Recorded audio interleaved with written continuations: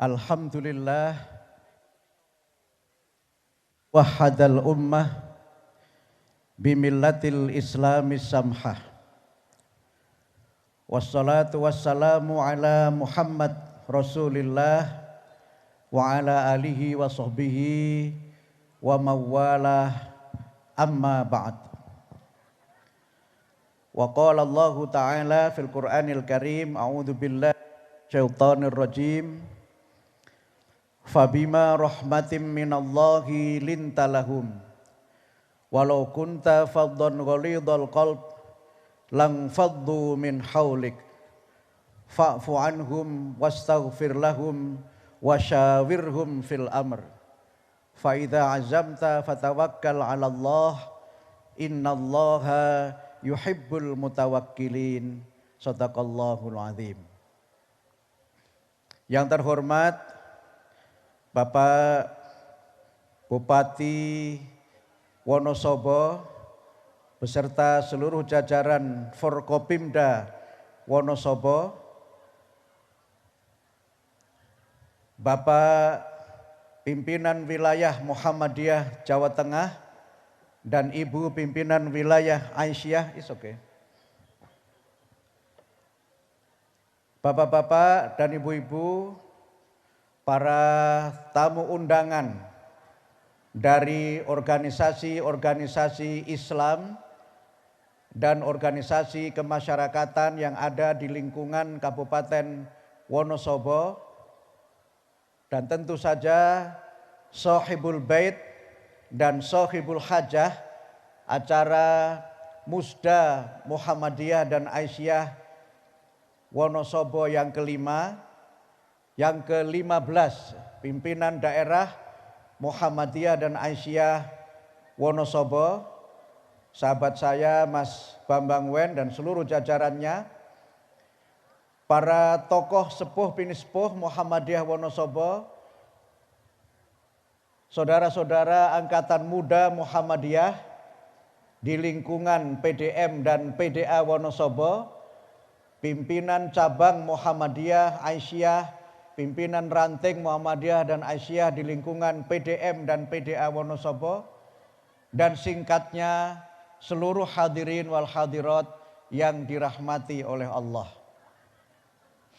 Alhamdulillah wa syukurillah, marilah kita semua senantiasa bersyukur atas nikmat Allah yang terlimpahkan kepada kita, terutama nikmat iman, Islam, dan sehat walafiat.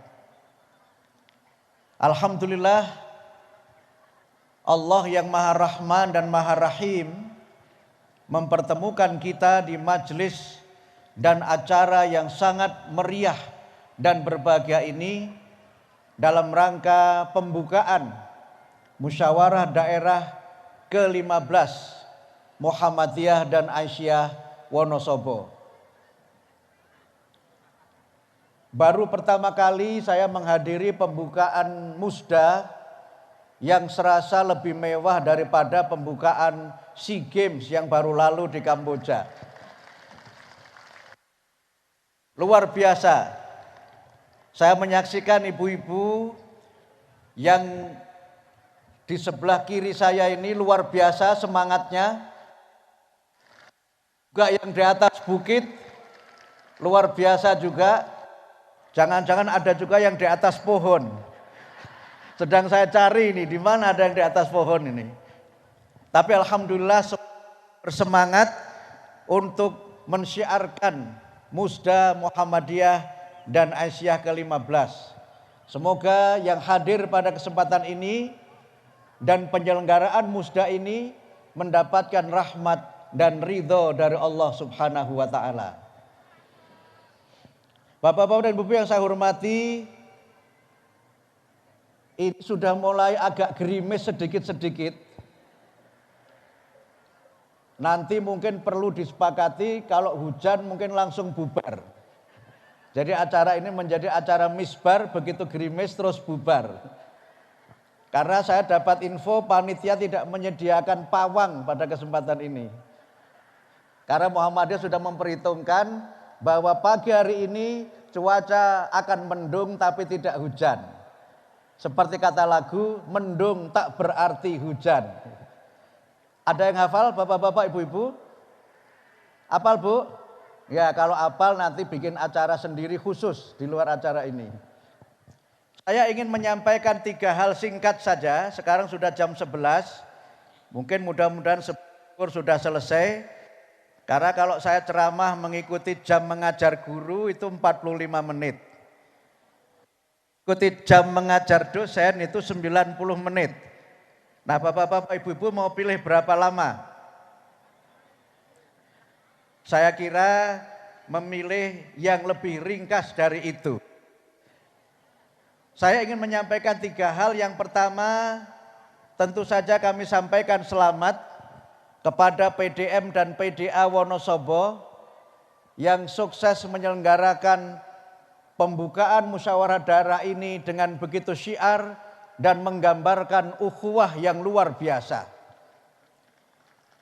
Yang hadir pada acara ini tidak hanya dari warga Muhammadiyah, tidak makhsusun lil Muhammadiyin, tetapi semua ormas Islam dan tokoh-tokohnya hadir pada acara pembukaan kali ini. Tidak hanya Muhammadiyah Wonosobo, tapi juga hadir Muhammadiyah dari Karesidenan Kedu, ada dari Purworejo, Magelang, Temanggung, dan sekitarnya. Dan ini saya kira sesuai dengan tema Musda kali ini, yaitu Harmony of Ukhuwah. Ini saya kira satu bukti bagaimana pimpinan daerah Muhammadiyah dan Aisyah Wonosobo selama ini telah berhasil merajut ukhuwah, merajut persaudaraan dan menjadikan sebagai modal sosial yang sangat penting untuk kita bersama-sama meraih kemajuan dan meraih kejayaan. Karena itu sekali lagi selamat dan apresiasi yang tinggi kepada PDM dan PDA Wonosobo atas penyelenggaraan Musda yang luar biasa. Termasuk pada kesempatan ini kolaborasi yang hebat antara Kokam dengan Banser.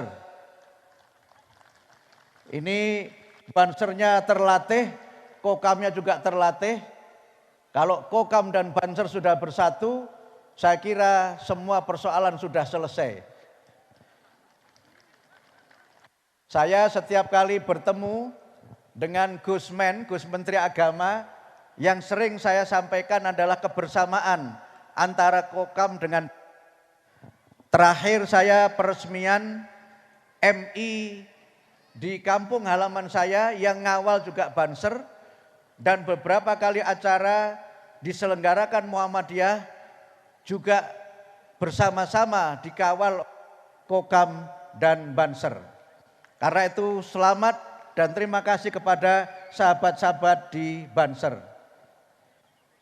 Yang kedua, kami menindaklanjuti dan menyambung yang disampaikan oleh Pak Bupati, oleh Pak Syekh Muhammad Abduh, Ketua Pimpinan Wilayah Muhammadiyah Jawa Tengah, dan juga oleh Pak Bambang Wen dan Ibu dari Aisyah, betapa pentingnya ukhuwah, betapa pentingnya persatuan sebagai modal sosial untuk kita bersama-sama meraih kesuksesan, meraih kemajuan dan kejayaan. Tadi Qori kita membaca surah Ali Imran ayat 102 sampai dengan 104. Yang pada ayat 103 surat Ali Imran itu kita diingatkan oleh Allah untuk senantiasa beriktisam, berpegang teguh kepada tali Allah dan senantiasa membangun kerukunan dan jangan bercerai-berai. Wa'tasimu bihablillahi jami'an wa la tafarraqu. Hendaknya kamu berpegang teguh dengan tali Allah dan jangan kamu bercerai-berai. Ini juga sejalan dengan apa yang menjadi keputusan Muktamar Muhammadiyah 48 di Surakarta, yang diantara keputusan itu ada 4 keputusan penting dalam Muktamar. Yang pertama tentu saja adalah program-program Muhammadiyah dan Aisyah 2022-2027. Kemudian yang kedua adalah Risalah Islam Berkemajuan untuk Muhammadiyah dan Risalah Berkemajuan untuk Aisyah, dan kemudian isu-isu strategis keumatan, kebangsaan dan kemanusiaan universal. Pada bagian yang berkaitan dengan isu-isu keumatan yang menjadi perhatian Muhammadiyah dan diputuskan dalam muktamar itu adalah pentingnya kita membangun persatuan umat. Pentingnya kita memperkuat wahdatul ummah. Bagaimana umat Islam yang berbeda-beda organisasinya, berbeda madhabnya, dan mungkin juga berbeda dalam sisi gerakannya, tetap memiliki ikatan yang kuat, tetap bersatu antara satu dengan yang lainnya. Bersatu tidak berarti semuanya harus seragam. Karena bersatu itu tentu saja adalah suatu keadaan di mana kita bisa saja berbeda-beda madhabnya, berbeda-beda manhajnya, berbeda-beda harokahnya, berbeda jam'iyah dan jamaahnya, tetapi kita diikat oleh satu ikatan, yaitu ikatan tauhid, di mana kita semua, apapun organisasinya, semuanya berikrar, bersyahadat, asyhadu alla ilaha illallah wa asyhadu anna Muhammadar Rasulullah. Kita diikat oleh kesamaan akidah, kita diikat oleh kesamaan tuntunan hidayah Allah, yaitu Al-Quran sebagai petunjuk bagi seluruh umat manusia. Kita memiliki kiblat yang sama, yaitu Baitullah di Makkah Al-Mukarramah, dan kemudian kita memiliki Rasul yang sama, dan kita memiliki rukun Islam yang sama, memiliki rukun iman yang sama, memiliki bilangan rakaat sholat yang sama, dan banyak sekali kesamaan di antara kita, walaupun di dalamnya ada ikhtilaf, di dalamnya ada tanawwu, di dalamnya ada ta'addudiyah, tetapi dengan ikatan-ikatan itu kita semua adalah bersaudara. Al-Quran menegaskan innamal mu'minuna sesungguhnya orang-orang yang beriman itu adalah bersaudara. Dan inilah yang saya kira menjadi kekuatan kita. Karena itu kalau kita ada perbedaan-perbedaan sedikit menyangkut masalah-masalah ijtihadiyah, itu semuanya berkaitan dengan wilayah-wilayah yang berkaitan dengan bagaimana kita memiliki pemahaman dalam mengamalkan ajaran agama Islam, dan bagaimana kita ini memiliki perbedaan-perbedaan dalam kita mengamalkan pengamalan itu di kehidupan kita sehari-hari. Memang kemarin sempat kita berbeda awal akhir Ramadan. Awal akhir Ramadannya sama, tetapi Idul Fitrinya kita sedikit berbeda. Karena itu maka menurut saya itu hal yang biasa saja kalau kita menyikapi dengan kearifan. Ada kemungkinan Idul Adhanya juga nanti berbeda lagi. Karena menurut perhitungan hisab hakiki wujudul hilal, posisi hilal itu masih di bawah 3 derajat. Dan kalau kemudian terdapat ketentuan dan keyakinan di sebagian umat Islam yang menetapkan bahwa hilal itu bisa dilihat apabila sudah di atas 3 derajat dengan elongasi 6,4, maka kemungkinan juga akan terjadi perbedaan dalam kita merayakan Idul Adha pada tahun 1444 Hijriah ini. Karena itu semua berkaitan dengan wilayatul ikhtilaf, maka kita kembalikan kepada apa yang difirmankan oleh Allah, bahwa kita ini tidak mungkin menjadi umat yang tunggal. Walau sya'allahu la ja'alakum ummatan wahidah walakin liyabluwakum fima atakum. Kalau sekiranya Allah menghendaki, maka kamu dijadikan saja umat yang satu, umat yang tunggal, umat yang monolitik, bukan umat yang pluralistik. Tetapi Allah berkehendak menguji kamu. Walakin liyabluwakum fima atakum. Allah berkehendak menguji kamu dengan apa yang telah difirmankan oleh Allah kepada kita sekalian, dengan apa yang telah difirmankan oleh Allah kepada kita sekalian, dan solusinya bukan saling menyalahkan, bukan saling menjatuhkan, tapi kuncinya adalah fastabiqul khairat. Maka hendaknya kamu berlomba-lomba untuk menjadi yang terbaik.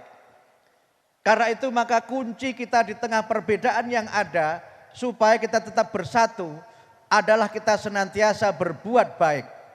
Saya sering menyampaikan dalam berbagai kesempatan, fastabiqul khairat itu maknanya adalah kita berlomba-lomba untuk menjadi yang terbaik.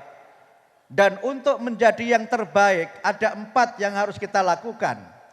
Yang pertama, kita harus senantiasa berbuat baik, harus senantiasa beramal soleh, harus fi'lul khair, dan ini yang menjadi prasyarat pertama untuk kita menjadi yang terbaik.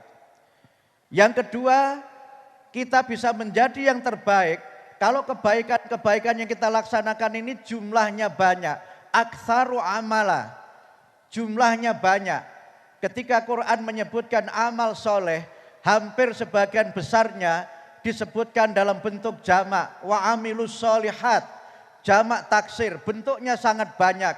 Karena itu maka kebaikan-kebaikan itu terbuka, kebaikan-kebaikan itu bisa kita lakukan dalam bentuk yang beraneka macam, dan itu kunci untuk kita ini bisa unggul.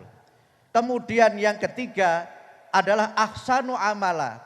Yang kita lakukan itu tidak sekedar formalitas melaksanakan, tetapi harus kita laksanakan dengan ihsan, dengan excellent, dengan perfect. Dan itu kunci untuk menjadi kita sebagai umat dan komunitas yang unggul. Tapi kemudian kunci yang keempat, syarat yang keempat harus istabaqo, harus bersegera, harus menjadi pionir, harus menjadi pelopor, harus yusari'una fil khairat. Tidak boleh kita hanya sekedar menjadi pengekor, tidak boleh kita sekedar hanya ikut-ikutan, tetapi kita harus menjadi the first, menjadi yang pertama, menjadi as-sabiqunal awwalun fil khairat, menjadi yang terdepan, menjadi yang pertama di dalam melakukan kebaikan-kebaikan yang bermanfaat bagi seluruh masyarakat. Ini sesuatu yang juga sangat penting, tidak hanya dalam konteks kita kehidupan keumatan, tapi juga kehidupan kebangsaan. Bapak Ibu, tadi disampaikan oleh Pak Bupati dan juga oleh para pembicara sebelumnya, bahwa kita sekarang menghadapi masa-masa yang kritis, terutama di tahun politik. Sekarang ini sudah mulai terasa kehangatannya. Sekarang ini kita masa-masa mempersiapkan perhelatan politik 2024, yang itu juga bagian dari keputusan Muktamar Muhammadiyah, di mana ada 2 hal penting yang kita usulkan terkait dengan suksesi kepemimpinan 2024 dan pemilu 2024. Muhammadiyah sebagai bagian dari kekuatan bangsa mengajak semua pihak untuk bagaimana kita berpartisipasi aktif sebagai warga negara dalam rangka menyukseskan perhelatan demokrasi, pemilihan legislatif, dan pemilihan presiden dan wakil presiden, dan pemilihan kepala daerah setelah presiden dan wakil presiden itu. Ini menjadi momen penting, sehingga karena itu maka persatuan itu adalah kunci agar perhelatan itu tidak menjadikan Indonesia ini menjadi negara yang terbelah, negara yang rakyatnya bertikai satu dengan yang lain, bahkan bisa mengancam keutuhan negara kesatuan Republik Indonesia. Ada banyak negara yang karena pesta demokrasinya kebablasan, kemudian negara itu terpecah menjadi 7 negara. Dulu ketika kita melaksanakan pemilihan presiden secara langsung dan pemilihan anggota legislatif dengan sistem terbuka, banyak yang khawatir Indonesia itu mengalami masalah seperti Yugoslavia atau sering disebut dengan masalah Balkanisme, di mana negara itu sekarang terpecah menjadi 7 negara. Negara yang ketika saya sempat ada konferensi di Istanbul, Sudan. Waktu saya di Istanbul itu sedang konferensi, seorang teman wartawan dari Sudan mengingatkan saya, Mukti, if you want to visit Sudan, please do visit now, katanya. Kalau Anda mau pergi ke Sudan, sekaranglah Anda ke sana. Karena kalau Anda tidak segera ke sana, you might find Darfur become Darfur, katanya gitu. Itu bahasa Wonosobonya begitu, nyun pangapunten nggih Bu nggih. Nggih. Jadi Anda kalau mau ke Sudan sekarang saja, jangan tunda-tunda. Karena kalau Anda menunda-nunda, maka Darfur, ibu kota Sudan itu nanti menjadi Darfur, menjadi 4 negara. Dan sekarang kita sudah menyaksikan Sudan sudah terbelah menjadi 2, Sudan dan Sudan Selatan. Bahkan baru saja ada gejolak di negara itu. Kita melihat ketika tahun 2011 banyak orang bicara demokrasi sebagai pertanda musim semi di negara-negara Arab atau Arab Spring. Tetapi yang terjadi bukan musim semi di negara-negara Arab, tetapi Arab Fall atau Arab yang jatuh dan tercerai-berai. Kita menyaksikan bagaimana Libya itu pecah, Irak itu pecah, Mesir itu pecah, dan hampir semua negara di Arab itu yang mengalami demokrasi itu pecah. Tapi Indonesia alhamdulillah menjadi eksepsional, menjadi negara perkecualian yang dengan demokrasi kita tetap utuh sebagai bangsa. Tetapi tidak berarti ancaman itu tidak ada. Ketika kita melihat demokrasi mengalami pergeseran, ketika kita melihat demokrasi mengarah kepada populisme, ketika demokrasi ditentukan oleh kekuatan kapital material dan kemudian hal-hal yang sifatnya sosial, moral, intelektual memang mengalami tantangan yang tidak sederhana. Karena itu maka pada kesempatan ini saya ingin mengajak kepada warga Persyarikatan Muhammadiyah dan seluruh komponen bangsa agar menyikapi perhelatan politik 2024 itu dengan tanggung jawab sebagai warga negara.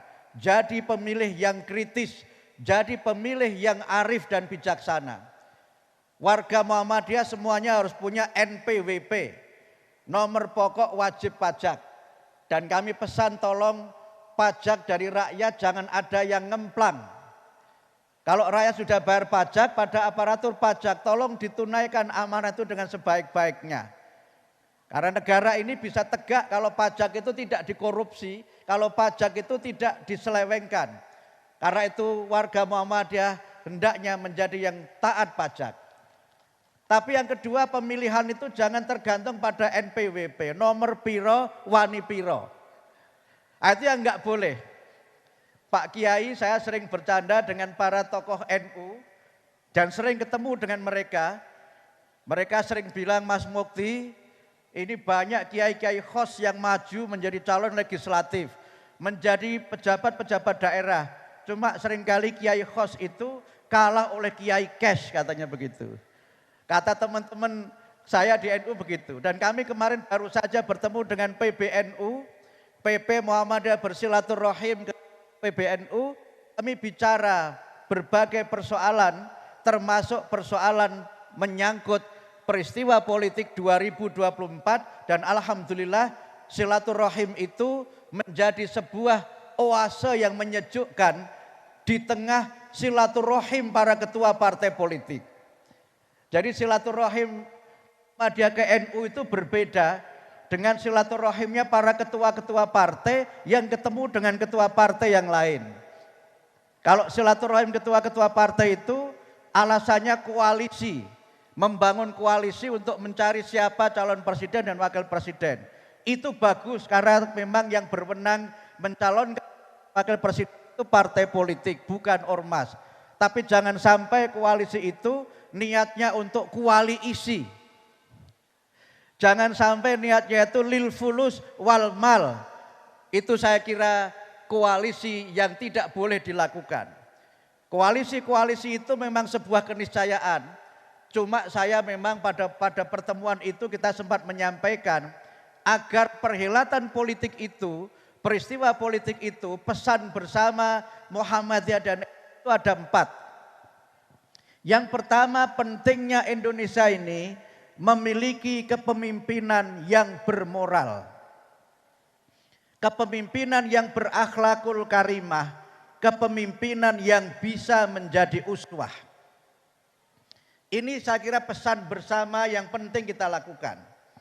Yang kedua adalah pentingnya kita ini, umat Islam ini meningkatkan kesejahteraan, terutama kesejahteraan secara ekonomi.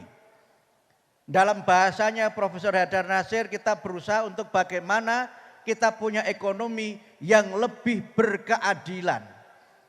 Karena masalah yang kita hadapi sekarang ini tidak hanya masalah kemiskinan, angka kemiskinan memang turun, tetapi masih sangat tinggi. Dan masalah kita yang lebih serius lagi adalah masalah kesenjangan ekonomi, dan yang kedua adalah masalah pemiskinan. Di mana ada kendala-kendala kultural dan ada kendala-kendala politik di mana kita sebagai bangsa ini mengalami tantangan yang bernama pemiskinan. Yang pemiskinan itu dengan sendirinya akan melahirkan kemiskinan. Itu yang kita sampaikan yang kedua. Kemudian yang ketiga adalah bagaimana kita sebagai bangsa bersama-sama bisa memiliki satu tatanan kehidupan sosial di mana moral itu menjadi bagian dari kehidupan kita sehari-hari. Ibu-ibu, bapak-bapak, kita sekarang mengalami tantangan sosial dan moral yang tidak ringan. Akhir-akhir ini mulai mengemuka berbagai isu, terutama yang baru-baru ini berkaitan dengan kehadiran atau rencana kedatangan sebuah grup band dari Inggris. Mungkin kalau ibu-ibu persong ya Bu, kalau yang muda-muda saya kira tahu, pemuda NA mungkin tahu, IPM tahu, ada Coldplay yang akan main di Jakarta itu. Ternyata mereka membawa dan mengusung keyakinan atau budaya yang disebut dengan LGBT itu, disebut dengan LGBTQ. Banyak pihak yang menentang itu, dan saya kira terhadap LGBT, Muhammadiyah, NU dan semua ormas Islam saya kira sepakat bahwa LGBT itu adalah perilaku yang bertentangan dengan Islam dan perilaku yang tidak mencerminkan akhlakul karimah tapi justru akhlak yang madmumah. Dan ini sesuatu yang tidak ringan. Karena di antara masalah yang kita hadapi sebagai bangsa, ini termasuk yang diangkat dalam keputusan muktamar, adalah bagaimana kita memiliki ketahanan keluarga. Ketahanan keluarga itu tidak hanya berkaitan dengan ketahanan ekonomi, tapi juga ketahanan moral atau ketahanan akhlak dan keharmonisan dalam kehidupan keluarga. Muhammadiyah melihat betapa banyak keluarga yang sekarang ini mengalami masalah yang saya sebut dengan masalah degenerasi diniyah atau keterputusan secara agama, secara moral, di mana antara orang tua dengan anaknya, dengan cucunya terjadi keterputusan dari sisi komitmennya terhadap ajaran agama, komitmennya terhadap bagaimana terjadi proses regenerasi agar kita memiliki generasi yang qurrata a'yun. Karena itu maka moralitas bangsa ini harus kita bangun bersama-sama, harus kita tegakkan bersama-sama sebagai bagian dari kita membangun kekuatan bangsa. Kekuatan bangsa dimulai dari kekuatan dan ketahanan keluarga. Nah, pesan yang keempat yang kita angkat bersama dalam pertemuan itu adalah bagaimana agar pemilu yang akan datang itu adalah pemilu yang berkualitas. Bagaimana KPU dan penyelenggara pemilu melaksanakan tugasnya secara profesional, melaksanakan tugasnya dengan sebaik-baiknya. Dan ini kunci yang pertama. Kemudian kunci yang kedua, bagaimana kita menjadi pemilih yang cerdas. Pemilih yang memilih tidak dengan cara dan pendekatan yang primordial, tidak dengan pendekatan yang emosional, tapi dengan pendekatan-pendekatan yang rasional.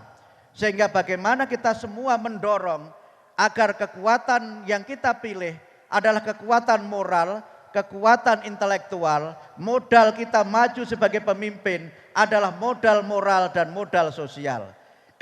Modal moral dan modal sosial itu sudah tidak kita miliki dan yang diandalkan adalah modal material, maka yang terjadi adalah politik yang modal madul. Ini problem kita. Karena itu kalau sekarang KPK mulai banyak sekali menangkap para pejabat, mulai menangkap banyak politisi, itu sebagian mereka ditangkap itu karena memang ketika mereka naik, andalannya adalah modal material. Dan karena ketika mereka terpilih, mereka harus payback. Mereka harus membayar kembali.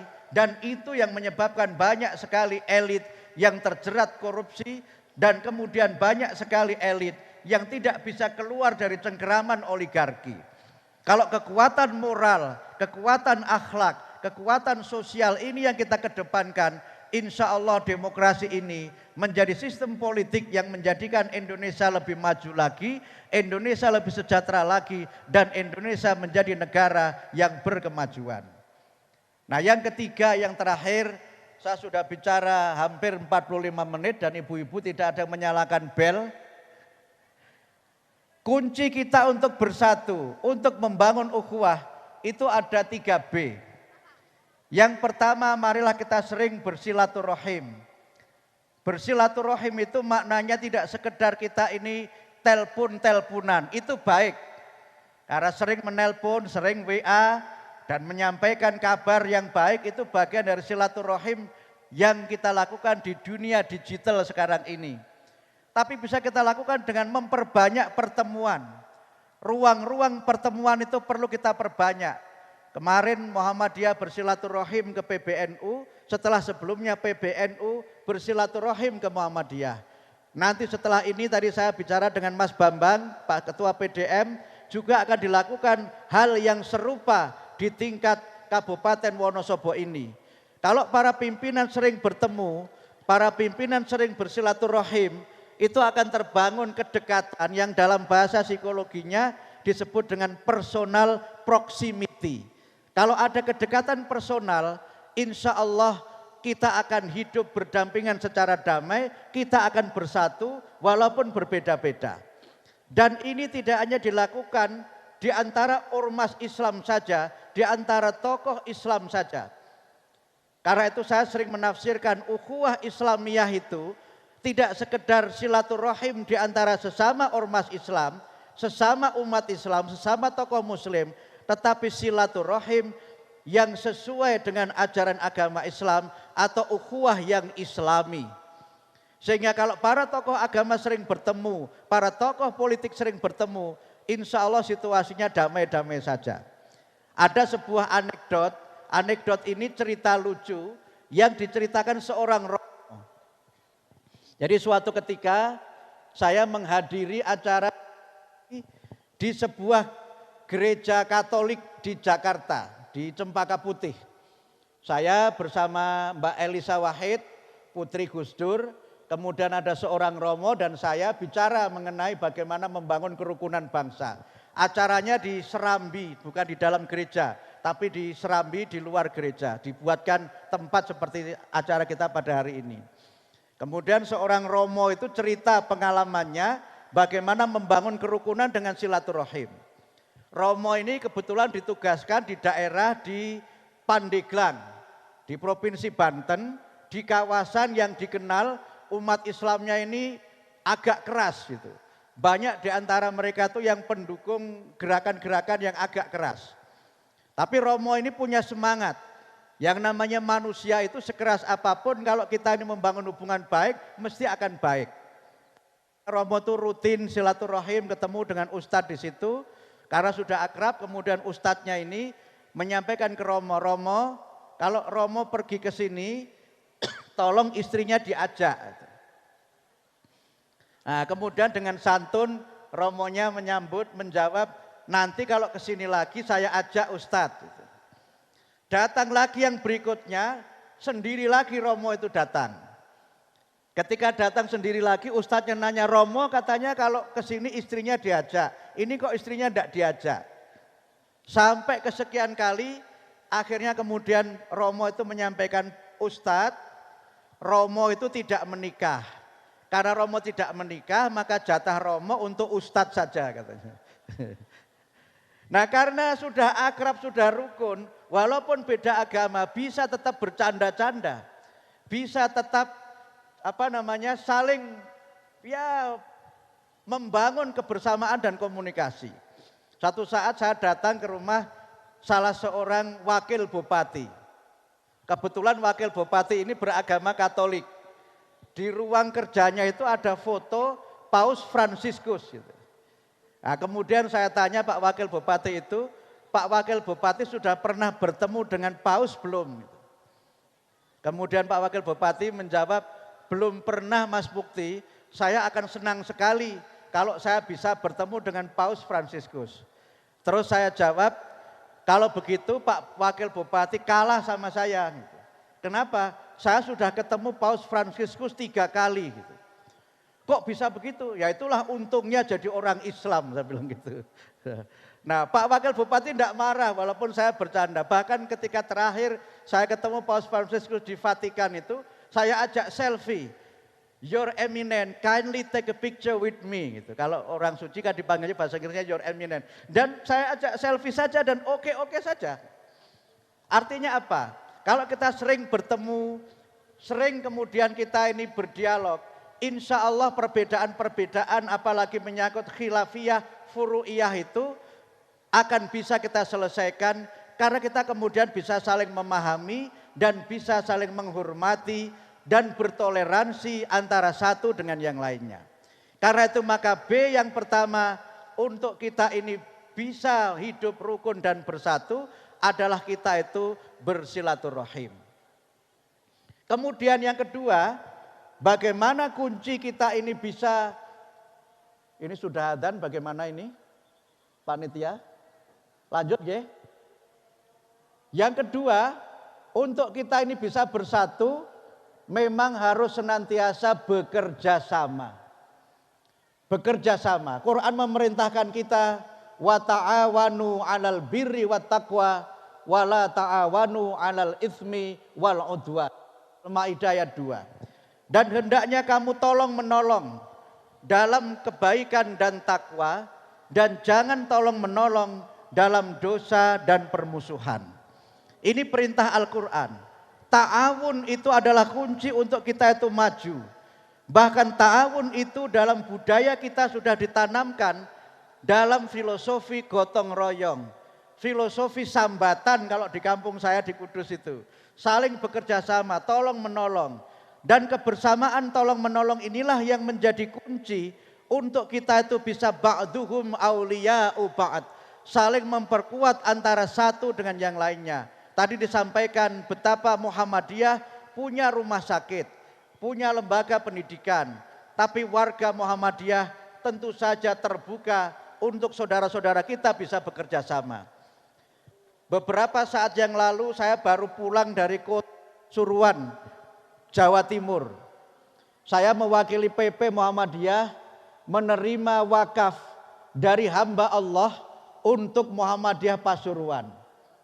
Yang pertama saya menerima wakaf dari hamba Allah tanah seluas 7.000 meter persegi beserta masjid yang sangat megah dan sekolah mulai dari TK sampai dengan tingkat SMA.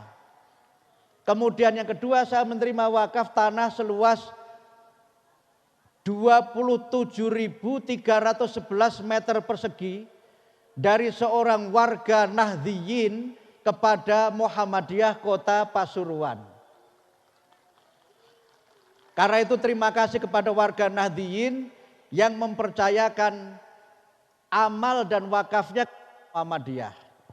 Dan yang seperti ini banyak kita temukan. Rumah sakit Rumani PKU Muhammadiyah Semarang itu, Pak Rumani itu warga Nahdliyin. Dan ketika beliau wakaf ke Muhammadiyah sempat ada sebagian yang bertanya, Pak Kiai kok wakafnya ke Muhammadiyah? Kemudian Pak Kiai Rumani Allah yarham itu menjawab, istikharah saya wakafnya ke Muhammadiyah. Jadilah itu Rumah Sakit Rumani PKU Muhammadiyah. Jadi kalau sekarang Pak Kiai, Bapak-bapak tokoh NU mau bantu Muhammadiyah lagi, insya Allah Muhammadiyah dengan sukacita akan menerimanya. Malah kadang-kadang ada canda yang lebih menarik lagi. Waktu Pak Din Samsudin, Ketua Umum PP Muhammadiyah, dan Pak Kiai Hasyim Muzadi, waktu itu beliau Ketua Umum PBNU, ada acara reuni Pondok Gontor. Ini Mas Abdul ini alumni Gontor. Pengasuh Pondok Gontor itu nyindir Pak Hasyim. Beliau nyindir Pak Hasyim, Muhammadiyah ini kan banyak amal usaha yang warga NU belajar, bekerja di Muhammadiyah itu. Lalu apa sumbangan NU untuk Muhammadiyah? Nah, Pak Hasyim waktu itu belum bisa jawab, tapi waktu Pak Hasyim menyampaikan pidato, beliau sampaikan dengan gaya beliau yang luar biasa. Mudah-mudahan Allah mengampuni semua dosanya dan menempatkan beliau di surga Jannatun Naim. Pak Hasyim kemudian menyampaikan, betul Pak Kiai, banyak warga NU yang belajar, berobat, bekerja di Muhammadiyah. Itu sumbangan Muhammadiyah untuk NU. Tapi NU juga punya sumbangan yang sangat besar, yaitu mengikhlaskan kadernya menjadi PP Muhammadiyah. Gitu. Karena Pak Hasyim Muzadi tahu bahwa Pak Din Samsudin itu ketika masih di Nusa Tenggara Barat di Sumbawa, itu IPNU.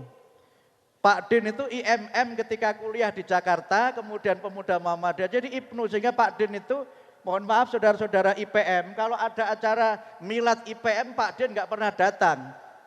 Tetapi kalau ada milad IPNU, Pak Din itu datang gitu. Kemarin waktu acara di PBNU, kami kan duduknya Pak Haidar, kemudian Gus Yahya gitu, kemudian kami Muhammadiyah di sini, NU di sebelah sini. Nah, ada satu kursi NU yang kosong, kemudian Mas Mukti pindah ke sebelah situ saja gitu. Kenapa begitu? Ya, ada kawan yang kemudian bercanda, ya saya dulu MI saya itu MI Manafil Ulum itu NU. Kemudian sekarang menjadi Sekum PP Muhammadiyah.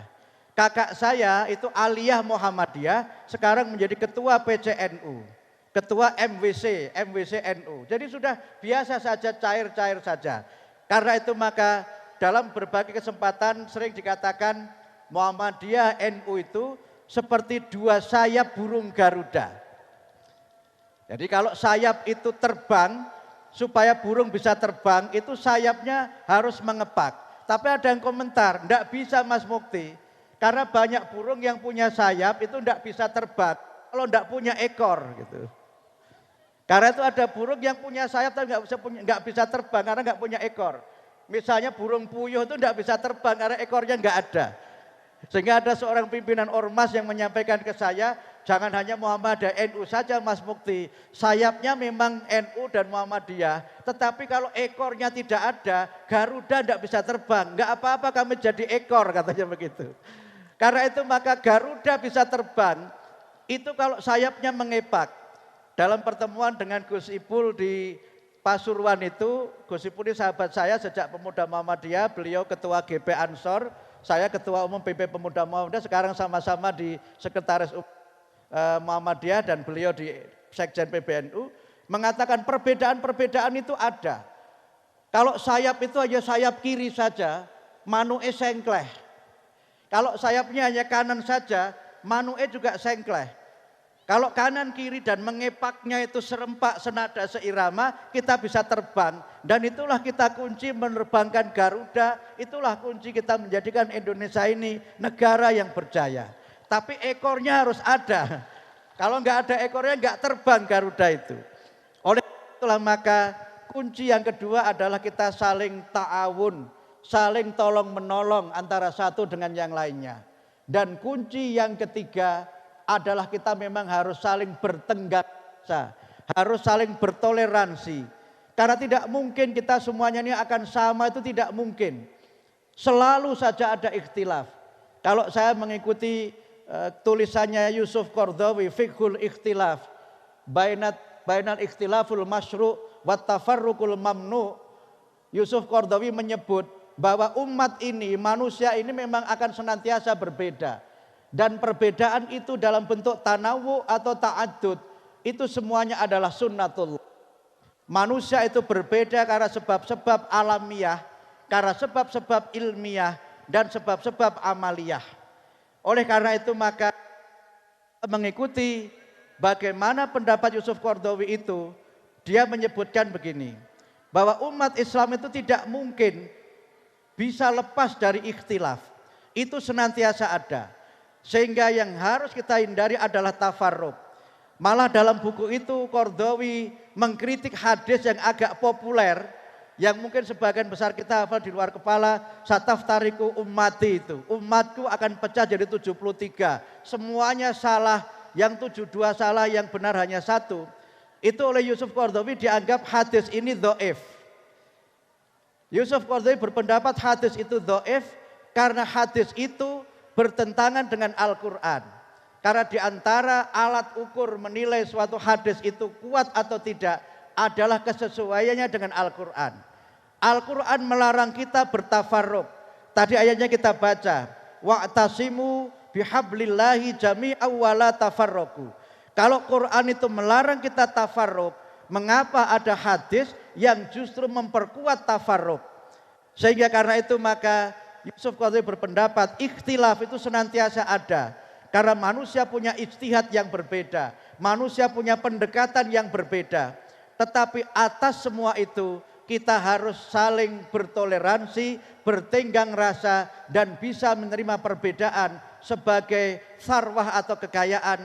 Sehingga ada hadis Nabi yang berbunyi, kita semua saya kira hafal di luar kepala, ikhtilafu ummati rahmatun. Perbedaan di antara umatku itu adalah rahmah.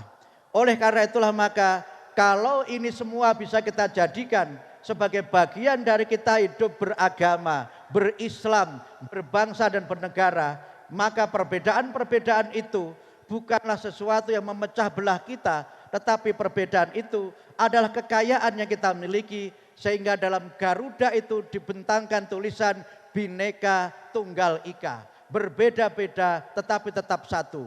Dan inilah saya kira yang sesuai dengan modal dan tema kita hari ini, yaitu harmony of ukhuwah. Terakhir terkait dengan musda ini saya menyampaikan dua hal singkat saja. Yang pertama, marilah kita bersama-sama bermusyawarah sebagai bagian dari cara kita memilih pemimpin yang terbaik, cara kita program yang terbaik. Wa amruhum syura bainahum. Ini saya kira jadi untuk kita melaksanakan musda ini. Yang kedua, marilah kita laksanakan musda ini sebagai musda yang bersih. Musda yang bersih itu ada dua. Yang pertama, setelah acara ini Bapak Ibu sekalian, saya harapkan tidak ada sampah yang tersisa di tempat acara kita pada pagi hari ini. Sanggup? Kalau di Solo jutaan orang berkumpul dan tidak ada sampah, maka di Wonosobo saya kira itu harus terjadi. Sebagai organisasi yang berkemajuan, di antara cirinya adalah organisasi yang bersih dan senantiasa menjaga ketertiban dan kebersihan. Yang kedua, musda ini hendaknya bersih dari intrik dan money politik. Jangan ada di musda ini yang menggunakan kekuatan uang. Walaupun di Muhammadiyah dan Aisyah itu jarang sekali terjadi, karena biasanya kalau yang pakai uang malah tidak dipilih. Malah saya lihat calon-calonnya juga tampangnya kelihatan tidak ada yang memang suka bagi-bagi uang. Karena itu maka jangan sampai ada yang mendapatkan suara dengan cara membeli suara. Tidak boleh ada vote buying, tidak boleh ada money politik. Dan yang kedua harus bersih dari intrik. Kalau Bapak Ibu tidak memilih seseorang, jangan menjelek-jelekkan orang itu. Kalau tidak memilih seseorang, jangan mencari-cari lemah dan kurangnya orang itu.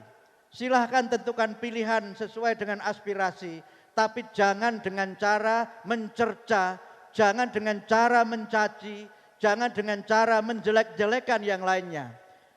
Ini saya kira bagian dari akhlakul karimah yang harus kita jaga dengan sebaik-baiknya. Dan setelah musda ini semuanya harus clear. Harus clear itu artinya semuanya harus selesai, siapapun yang terpilih itulah pimpinan kita. Dan semua pimpinan kita itu harus kita taati, harus kita hormati. Jangan sampai ada musda tandingan, jangan sampai ada Muhammadiyah Aisyah tandingan, karena itu bukanlah bagian dari ciri organisasi yang berkemajuan. Saya kira itu yang dapat disampaikan, dan yang super terakhir, izinkan saya secara pribadi menyampaikan terima kasih kepada Ibu Rohmah Watik Pratiknyo dan juga Ibu siapa tadi Pak Wan yang wakaf tadi? Bu Suginong ya siapa? Lupa saya. Yang wakaf tadi, Bu Watik ini ibunda saya di PP Aisyah. Bu Rohmah ini yang turut membentuk saya, Abdul Mukti, sejak Ketua Umum Pemuda Muhammadiyah sampai menjadi Sekum PP Muhammadiyah. Terima kasih Bu Watik atas pendidikannya, atas keteladanannya, dan Profesor Watik Pratiknyo, Pak Dr. Watik juga yang ikut gulung mentah saya. Beliau memberi teladan kepada kita pada hari ini dengan mewakafkan sebagian rizkinya untuk perjuangan dakwah Muhammadiyah dan Aisyah. Kita doakan semoga beliau yang sudah wafat mendahului kita diampuni semua dosa-dosanya, diterima seluruh amal solehnya, dan ditempatkan oleh Allah di surga. Semoga kita sekalian yang diberikan amanah dapat melaksanakan amanah itu dengan sebaik-baiknya, sehingga menjadi amal jariah yang akan mengantarkan beliau yang telah wakaf beserta keluarganya diberikan kelapangan rizki, diberikan rizki yang berkah, dan pada waktunya kembali ke ridhaan Allah, semuanya kembali dalam keadaan husnul khotimah, dan semuanya mendapatkan tempat terbaik di surga Jannatun Naim. Demikian yang dapat kami sampaikan. Mohon maaf jika ada kekurangan, kekhilafan, dan tutur kata yang tidak berkenan. Allah wa fathun qarib wa basyiril mu'minin. Wassalamualaikum warahmatullahi wabarakatuh.